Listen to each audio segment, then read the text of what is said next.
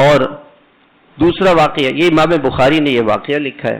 دوسرا واقعہ، حضرت ابوبکر رضی اللہ تعالیٰ عنہ کو حضور صلی اللہ علیہ وسلم کے چچا ابو طالب جب تک زندہ تھے 10 سال تک وہ زندہ رہے، تو مکے کے کافروں نے آپ کو مارا نہیں، تکلیف نہیں پہنچائی۔ اللہ کی شان، آپ کے چچا کا بھی انتقال ہو گیا اور حضرت خدیجہ کا بھی انتقال ہو گیا۔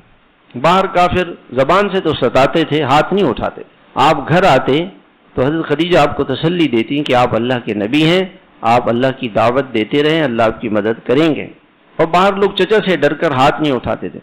جب آپ کے چچا کا انتقال ہوا تو اس کے بعد سے لوگوں نے آپ کو مارنا شروع کیا ہے، اور آپ صلی اللہ علیہ وسلم بیت اللہ میں نماز پڑھ رہے تھے، ایک کافر بدبخت آیا اور اس نے اونٹ کی اوجڑی آپ پہ رکھی۔ حضرت ابن مسعود فرماتے ہیں کہ میرے اندر اتنی ہمت نہیں تھی کہ میں اٹھاؤں۔ وہ کافر ہنس رہے ہیں کہ کسی نے جا کے حضور کے گھر میں حضرت فاطمہ کو بتایا۔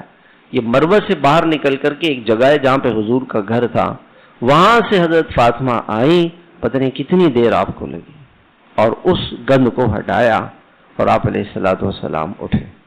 آپ نے فرمایا کہ اے چچا، تیرے جانے کے بعد یہ لوگ کیسے بدل گئے، بڑی اذیت دی گئی آپ کو۔ تو آپ صلی اللہ علیہ وسلم بھی تکلیف میں رہے، صحابہ بھی تکلیفیں اٹھانے لگے۔